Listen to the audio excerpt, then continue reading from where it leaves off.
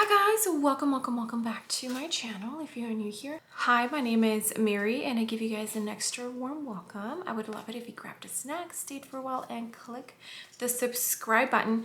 And if you're a returning viewer, thank you so much for coming back. I appreciate you more than you know. We're trying to use natural lighting here. It is the Twins Nap. So I'm taking advantage because it is a complexion product, and of course the sun has to shine right on me right now. Yeah, it's pretty cloudy and okay. Hopefully that doesn't happen too much during the beginning portion of this video. Okay, so as you saw by the title, we're going to be testing out the new Dior concealer, and I also went ahead and purchased the Gucci matte primer, so we're going to be testing that out as well. So if that sounds like something you want to see, then just go ahead and keep on watching. Alright guys, so here is the Gucci primer. I totally forgot to bring the box up with me. I didn't really test it out, but I did put this on yesterday when I filmed. It was later on in the day, so I didn't really get to test it out. This is the Mattifying Face Primer. It retails for $59. And let's see how much product is in here. Does it even say? It has, 1 ounce, which is nice. Okay. And this has a 12-month shelf life. And it was made in Italia. Okay, so what are the claims for this very expensive $59 primer that I purchased from Sephora? It is a mattifying primer that keeps makeup looking fresh while leaving skin feeling cared for. I did also purchase the new Hourglass primer, and I have used that once maybe, but I don't know yet how I feel about it. Why don't we go ahead and get this on my face? It is a glass bottle. And it does have a pump. It does feel pretty luxe, like even the cap itself feels pretty luxe. I already have all of my skincare prep, and I typically only use mattifying primers in my T-zone, but you know what, it's fine. We're just gonna use this for the whole face. This is what the consistency of it looks like, and okay, it feels nice. It does have a fragrance, so if you don't like fragrance, you might not like this. Okay, so it almost feels like it dried down to like a powder-like feeling, but not drying at all. Like it dried down to a powder-like feeling, but it doesn't feel dry. I hope that makes sense. It is described as a cool gel-like consistency, and I definitely agree with that. I do feel like it mattified my skin pretty well. Okay, so far so good. Let me go ahead and jump off camera real quick, get my foundation on, and then we'll jump into the concealer.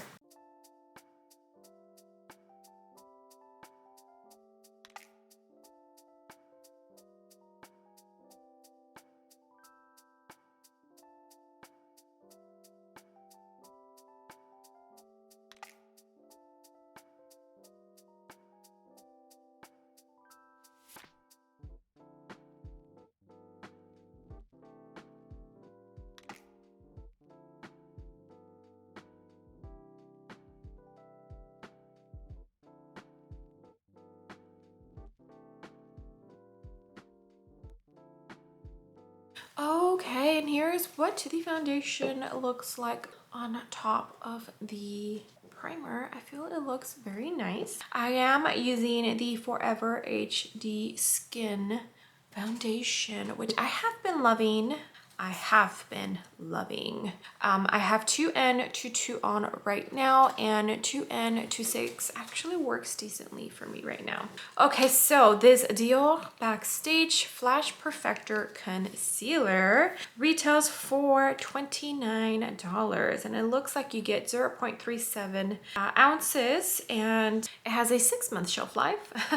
and it was made in France. I got it in the shade 2N, the Forever Skin Concealer, which retails for $36. For that one, I have it in 1.5 neutral, which is a tiny bit too light for my liking. Okay, I'm on the Dior website. This is not available in the Sephora website. Okay, so it is a new addition to the Dior Backstage line. The Flash Perfector Concealer is a full coverage concealer for the face and body with a crease-proof, waterproof formula that blends seamlessly with the skin for a radiant and natural finish. It is enriched with caffeine. It provides an immediate, fresh, revitalizing effect to the under eye area. Okay, so I mean, it all sounds great. The crease proof, I wish concealers would stop saying that, honestly, because there's no such thing. Okay, so here's the component. It's like your typical Dior Backstage. I feel like, yeah, all of it is like this. Here is what the little component looks like. I don't have the Dior Backstage foundation, and this one has a little brush. Do you see that? So it's not like your regular doe foot, which is interesting. That is the main reason why this product interested me. So I think what I'm going to do is one side I'm going to use a color corrector and the other side I am not. Let me get you in a tiny bit closer and let's get started. All right, got you nice and close. Let me do a little swatcheroo so you can see what this shade looks on the back of my hand. There's 2N swatched. I think it's going to be a good color. And the component is like silicone feeling. I do like that, but I feel like it's probably going to get very dirty. Okay, so let's start. So I'm going to add it there. Okay, the formula feels pretty lightweight. And right in here. And I do like the applicator. Got a little blemish here. I feel like it's nice for being precise. Okay, and now this is my Morphe M335. I'm going to blend this out.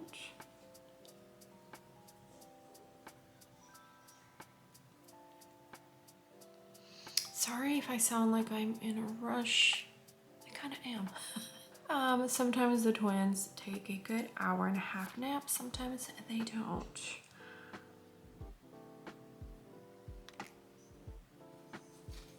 I think I put a little too much, but it's all right.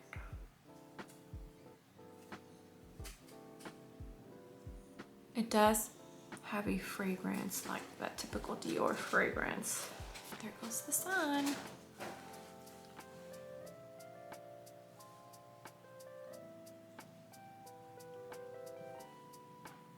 That looks nice. Okay, now on this side, I'm going to go in with the Bobbi Brown corrector in peach. And I usually just apply a tiny bit there. Oh, I don't think I need any on my nose. I'm going to use my finger to kind of spread it. And then whatever I have left over just here. Now I'm going to grab my Morphe M335 brush.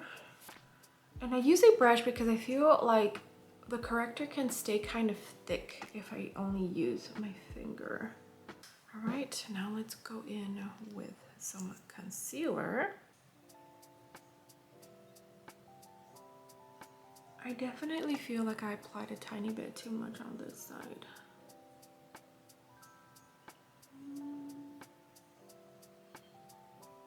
This brush is like perfect. I'm definitely enjoying the applicator for sure. Okay, now I'm going to blend it out. Start with the nose. The reason I start with the nose first is because I want this to sit a tiny bit before I start blending it. If you don't like fragrance, you might not like this. I feel like it definitely does linger a tiny bit more than it does in the foundation, which is odd. You would think it wouldn't. Yeah, it does. Okay, now the under eye.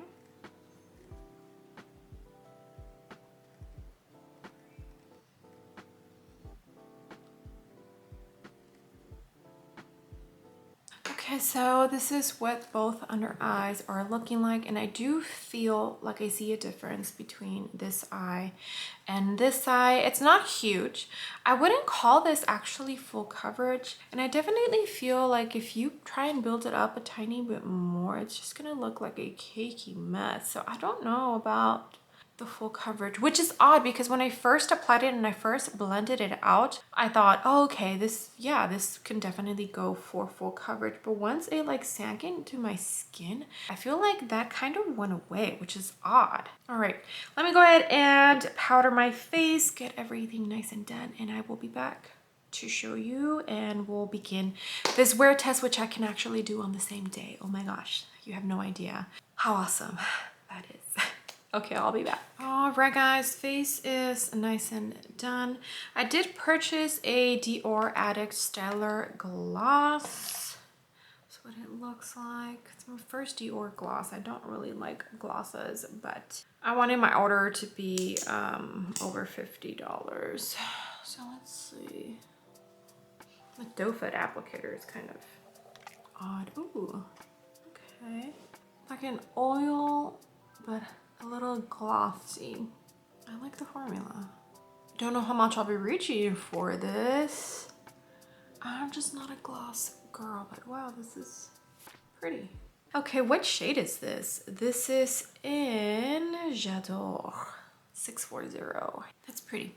Okay, before we talk about the concealer, because I have some thoughts, I wanted to talk about my base real quick. I've been loving the Makeup Forever HD Skin Foundation, but I definitely have noticed that with certain primers, it just looks a lot more perfecting, and this Gucci primer is actually doing a pretty amazing job. I feel like my base is looking on point so far, and yesterday when I did put the Gucci primer on, even though it was later on in the evening, I still felt like my skin looked amazing. The kids and I were FaceTiming with the honey, and he complimented my foundation, which doesn't happen often. So yeah, this Gucci primer is so expensive, but it's doing its job.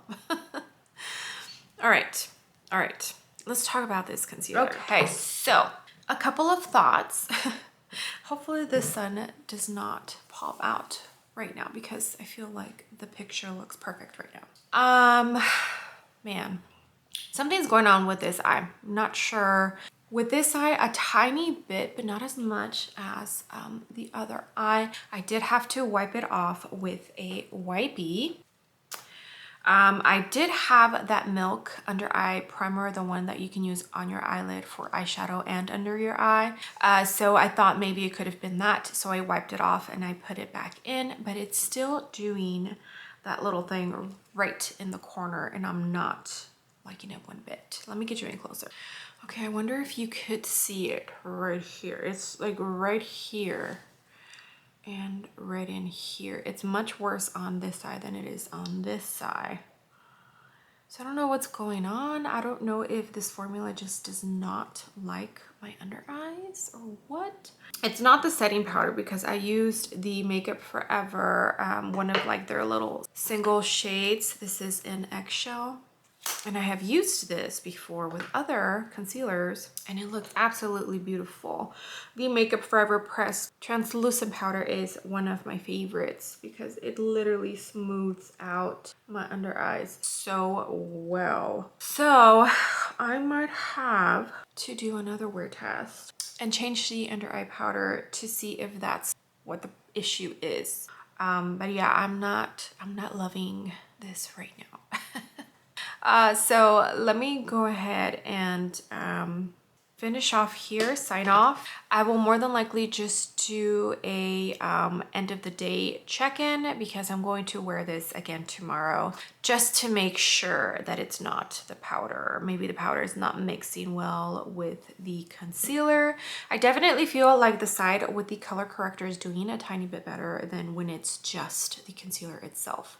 So I might have to color correct both under eyes to see if that helps it out. let me tell you what I have on the rest of my face. I did go in with this Kevyn Aucoin. This is the Neo Bronzer. This is brand new to me. It's in Sunrise Light, and I've really been enjoying this. It reminds me of the Victoria Beckham formula a lot. Gorgeous. I have the Makeup by Mario blush and Mellow Mauve, so it's like a pretty mauvey shade. I used the Cover FX loose powder for the rest of my face, and I have no highlighter on. Okay, so let me sign off. I'll see you at the end of the day. All right, guys, second day of trying this new Dior concealer out. My kids are here. FYI, I couldn't get away. It is now 11:50. I finished applying the concealer at 10:45 in the morning. I'm gonna do just quick 2 little check-ins because it's like the second day and it's doing the same thing. So I don't feel like my opinion about this product is going to change too much. So I still feel like it's doing that texture thing right here. Like it's just really emphasizing it more than it should. I have other concealers that don't do this at all. I did change the powder that I used. I went in with the Charlotte Tilbury instead of the Makeup Forever, and it's still doing it. I did do color corrector on both sides. So yeah, so it's doing the same thing, and it seems like I'm not going to change my mind about this product. It's an okay product. It's not absolutely horrible. It's definitely not the worst that I have tried, but there is a lot better out there. So I will see you again for another short quick check-in on this second day wear test, and then we'll take you to Miri in the studio. All right, guys, checking in again for this new Dior concealer for day 2 of wear test, and I definitely have not changed my mind about this product. I wonder if you can see. So I still have that texture there. Yeah, I don't know why it accentuates texture that I feel I don't even have, but for some reason you could see it. I hope I'll know when I edit this footage if you can see it or not. So it's an okay concealer. It's not great. It's definitely not the best I have tried, and it's definitely not the worst. Honestly, it's up to you whether you want to risk seeing if it's going to work for your under eyes. I cannot at this moment recommend this concealer. I just can't. I don't think it's better than the Dior Backstage. I think they nailed it with that one, and this one is just meh. All right, guys, wear test is done. It is the end of the day. You probably already saw the clip for the second day of me trying it out and see if it does the same thing that it did with the first time I applied it. Looking at my under eyes, they don't look bad at all. They look decent. The creasing is there, of course, because I have creases. They're gonna be there. And I do feel like I could see a tiny bit of texture right in here and in here. I do feel like it's more prominent on the side where I don't have the color corrector than I do in the side that I do have the color corrector. I think when I wear this, I will definitely have to put some sort of color corrector. How many times can I say those words? As far as coverage, I don't think it's full coverage. I honestly don't. When I first blended it out, I felt, okay, this might actually be full coverage. But then once it like sank into my skin, I feel like that kind of slowly went away.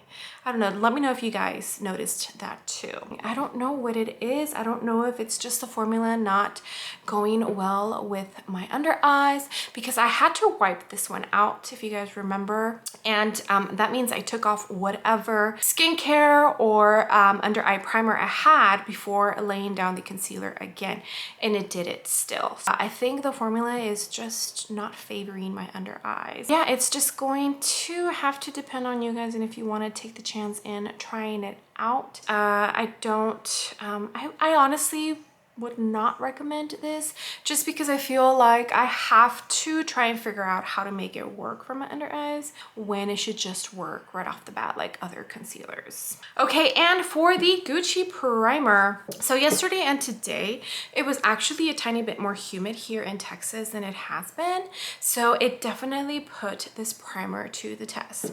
You guys saw how beautiful my foundation looked, and it still looks absolutely beautiful. But I did have to powder my Tzone, especially right here.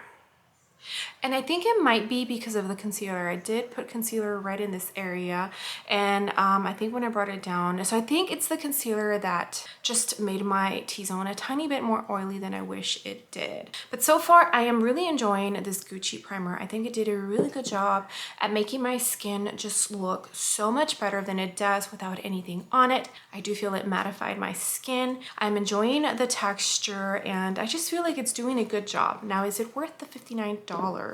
Ugh, I don't know.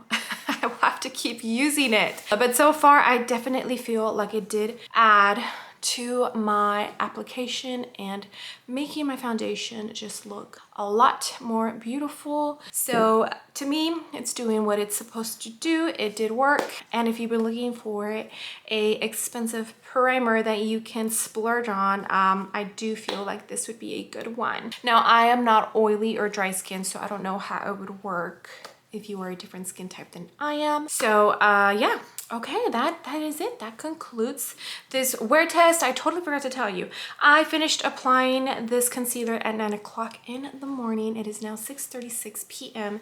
in the afternoon. So a 9.5-hour wear test, which is pretty awesome. All right, guys. Well, thank you so much for being here. I appreciate every single one of you. You have no idea. I hope this review helped you out in figuring out whether you want to pick up this concealer or not. Okay, with that being said, I would love it if you gave this video a big thumbs up. I would greatly appreciate it, and you would definitely help me out in the algorithm of hopefully bringing some new and fresh eyes to my channel. And if you haven't done so already, I would love it if you joined my small YouTube family by clicking the subscribe button. I would love to have you. All right, guys, I will see you on the next video.